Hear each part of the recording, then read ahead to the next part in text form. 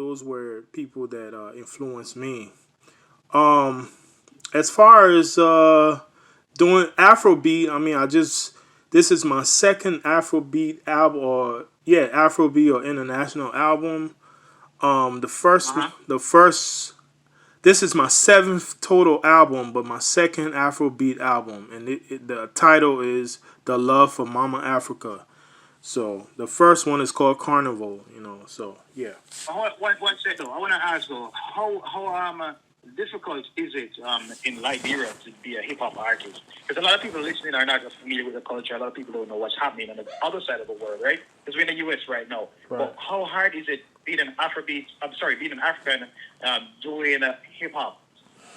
Well, I mean, it's hard, but everything when it comes to music is really about connections. So if you have connections, it's easy to get on the radio. It's all about connections, man. If you have connections, you could do shows easily.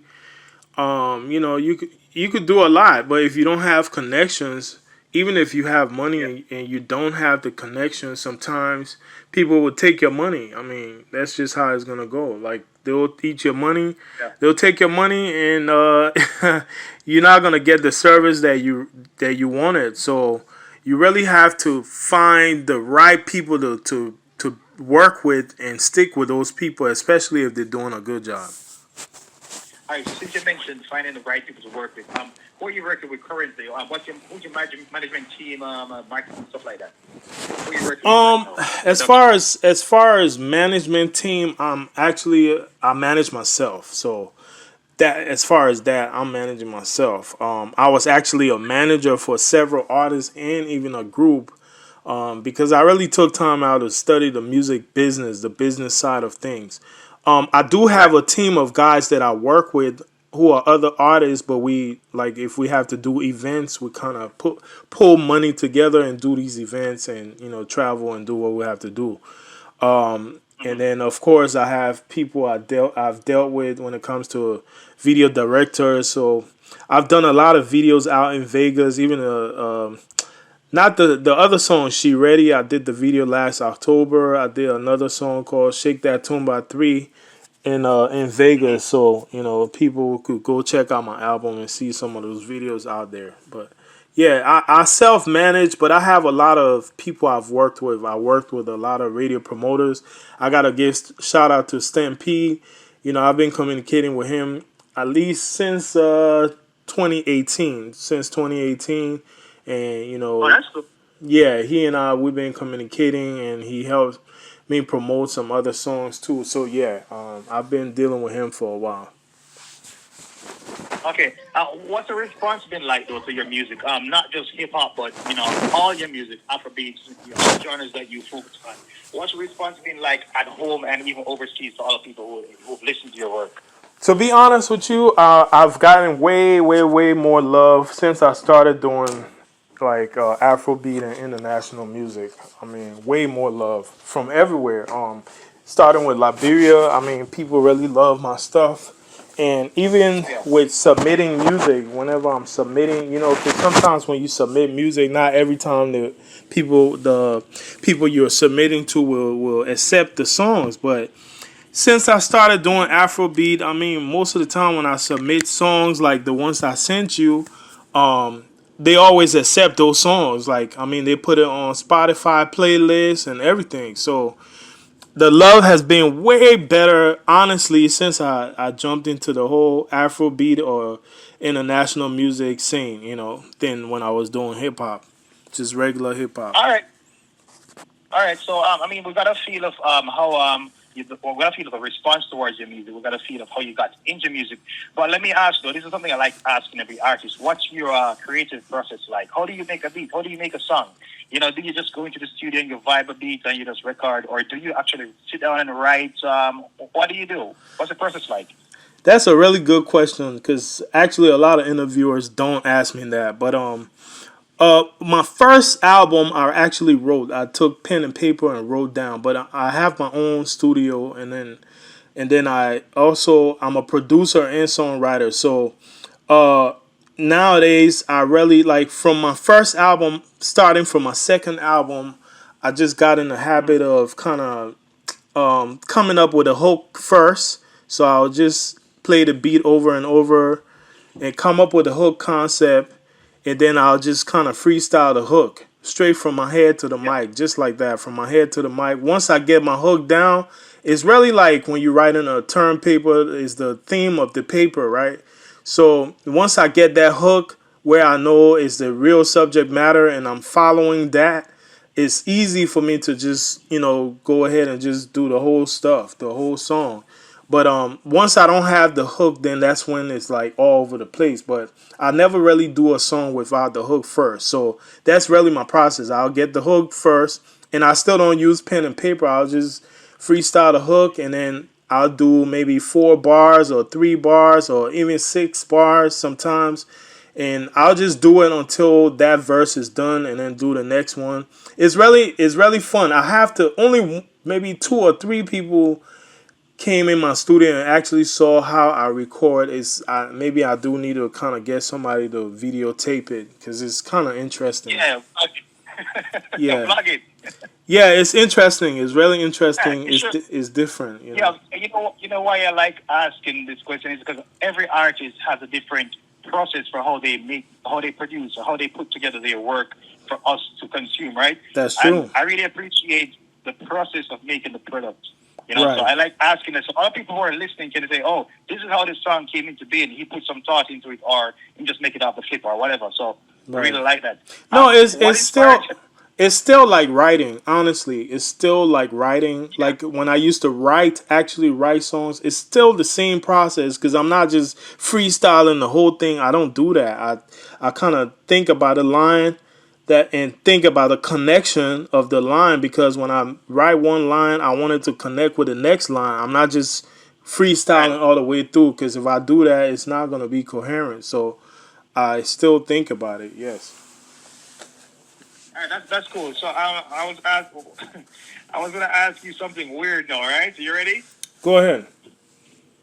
All right, here's something weird. Because you mentioned earlier that you managed artists before. You know the business of music. You know the whole production process. What's the most useless talent that you have that you never use in any production element at all? What's the most useless talent? The most useless talent of Yeah, production that's a weird question. Let's go. you say? Yeah, that you have. Honestly, I wouldn't. I don't have any useless talent of production because everything I do with production, I mean, is meant to be done. So Straight. yeah, I mean, because everything I like production is a little different when I'm making a beat. Unless you're talking about just production as far as making the whole song, but production as far I mean, whatever you choose. Yeah. yeah, production as far as making the beat. When I do that, I normally start with my drums. I don't know why I do that, but I never. Some producers start with the harmony, but I start with the drums, and then when I start Yeah, with but here's a fun. the drums kind of lead me Sorry to to cut. Yeah, I'm sorry to cut you, but here's a fun fact, right? yeah. And this is a similarity. I also produce, and I make beats, Hmm. and that's exactly how I start. I prefer to start with my drums, Right, always, right, right. always. So I don't know why, but it just feels right. no, you know what? Actually, the drums when you do your drums, I don't know about you, but when I do my drums, sometimes I could actually hear what the melody should go like after I do the Yeah. drums. Yep. Yep. Yes. Yep. So the Yep. drums kind of just tell me, okay, the melody should go It's like a like guide. this. The what? I'm saying it's like a guide to Yes, how to yes, proceed. it's exactly. So the drums are just, it's like a guide. It's like a full guide. It tells me everything. And once you come up with one melody, guess what? You're gonna have ideas to come up with other melody that will just mesh. And that's basically how I do it. You know. Right. So real quick, which songs are you promoting right now? First song, and do you have any videos out for these songs? Yes, so right now, the main songs I'm pushing is She Ready. Fine Get Never Suffer is definitely one. I'm probably not gonna do a video for that song, and the only reason is because we are 3 on the song, and it's just hard to get all 3 of us together. But I have a Right. video for She Ready already, so you guys could go on YouTube and enjoy that. I have three beautiful ladies in the video. And then the new song, that song with the girl Flaunted, is something we just dropped. We just did recently, and I just released it like this month, but we did it like the end of December. So for Also, now, that's brand new. yeah, it's brand new. Yeah, for now, I'm pushing the song She Ready. My other video that I dropped in January called Shake That Tuma 3. I know you don't have that song, but y'all could still go enjoy the video though. And that video is classy, man. When I tell you classy, you're gonna love it. I got five girls, five hot girls, and I was in the MGM Grand in Vegas. It already The sounds good. the presidential suite, man. So the girls, they have Um, fun. Oh man, I treated them so good. They're like we never ever had an experience like this where an artist really cared about dancers like that. I mean, I had refreshments. Of course I had to pay them, but I mean, I made yeah, you sure. still treat them good. Yeah, they had lunch and everything. They had a lunch break like they were at regular jobs. They had fun though. They had fun. It was good, man. So yeah, everybody go check Yeah, out Shake That to My Three, man. The video is nice. yeah, yeah. You mentioned so the video is out. How can your fans link up though? Because we want to watch your video. What's your social media handles? What's your Vivo? Stuff like that. How can we find you on the internet? Yeah, so if you go to YouTube, you could just type Mezonic Music, and that's Mezonic Music, and MONIC, yeah, Sonic just Music. just search Mezonic Music and you'll probably see my videos popping up. But yeah, Mezonic Music, that would be the best way, and you could even use that for Google as well. So you could type Mezonic Music, it will bring up my latest album, The Love for Mama Africa, or you'll see the last one, Carnival. Carnival is nice too, by the way. And Yeah. I have two videos, yeah, three videos. I have three videos to support my Carnival album, and then this new album, I have two videos so far. But guess what? The song itself that's called Carnival is another video I did while I was in Vegas in October, and that one will be dropping pretty soon too. So I might drop it either next month or up to July. But anyways, that's gonna be four videos supporting that Carnival album. So yeah, I got videos out there. Everybody just, you can search Google again, but if you want to go straight to my website, it's Yeah. mrpellc.com. Simple as that. Oh, mhm. mrpellc.com. All right. So my final question, and this is something that I like to ask about, is what's happening right now. Some people have been affected positively, some negatively, right? hmm How did coronavirus affect your music, though? Did it have any Um, impact on your streams or shows or whatever? yeah, of course. Coronavirus actually it affected my music in the fact that we can't really just do events like before. Before it Yeah. was easy for me to call some of my guys, be like, look, man, let's plan something and go to Kentucky. Let's plan something, go to Philadelphia. Let's plan something and do this. But now we can't really do that because we gotta first see if the clubs are available, and then we can't like super pack the clubs out. We gotta do it in a moderate portion. So it's just it's a lot. Now as far as the online streaming and all this stuff, it's not really affecting it, because I'm getting radio plays in Liberia and stuff like that. So that's working out for me. But when it comes to the other stuff, it's just when it comes to events especially, it's just a little tougher. But I mean, it is what it is. We got to kind of work with what we have now and just make the best out of it. I mean, because we don't really know how long the pandemic will last for. So we just have to work around it. That's it, and make the best out of our situations. Yeah, I asked that because a lot of artists that I speak to in other interviews in the past week or past weeks have said that although they are not able to travel, they have seen a rise in streams and they really appreciate the rise in streams. Not that they're glad for the virus, but Right. they're really glad that people are tuning into their music. And these are artists who haven't been on the radio or Right. otherwise they've just been on the internet promoting their songs and they really appreciated getting the extra streams. So it's something that I like to talk about. Yeah, that's But true. That's one true. last thing I want to ask you: Can you is there any advice that you would leave to other artists that are listening right now who are pursuing their music career? What kind of advice could you leave to them right now? That's a loaded question, but anyways, I'm gonna just try to make it You don't just brief. answer that. No, I'm gonna make it brief What for advice new would for you give? new artists coming up. For new artists coming up, find a mentor. Find someone who's been in the game, who actually understands business, not just only the music side, but not only when I say the music side, not only going into the studio and counting bars and stuff. Get somebody who's well rounded. Now, sometimes you might not find that, so you might have to find a few people. So one person might be really good at business, talk to that person and keep in touch with that person. The other person might be really good at the studio side of things, and then you might have a producer that might really show you how to get on these tracks and make the tracks work. So Right. find a mentor that will give you those different cues that will really help you out. The next thing is you have to be an entrepreneur. You cannot just sit around and think that the music is gonna move. You're gonna have to move that music yourself. It's just like having a diamond, a gold creek. The gold is there, but you're gonna have to dig it out. You're gonna have to like filter the gold. You're gonna have to get it to a jeweler to kind of work with it. So it's the same kind of concept. You have the music, you have the talent, but you have to find resources that will really help you out.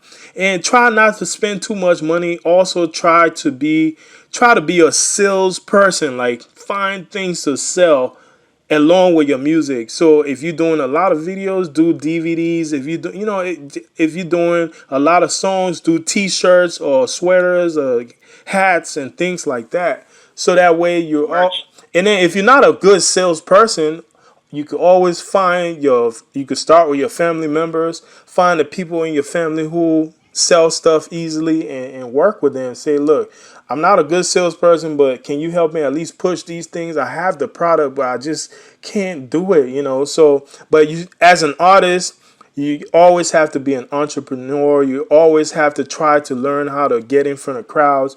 You always have to learn how to persuade people, and that's one of the things. Those are some of the things I learned over the years. I'm not afraid to talk to large crowds and stuff like that. All right, I really appreciate that. Taking your time to tune in, get on the show tonight today.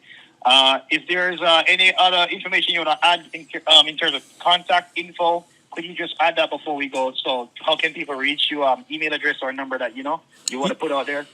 Yeah, so I mean, the best way to reach me would be through email. I want to encourage people to email me. My email is mrpe.llc@gmail.com. If you need to book me for an event, it's better to email me because I'm moving about a lot, and sometimes it's just easier for me to check my email and respond that way.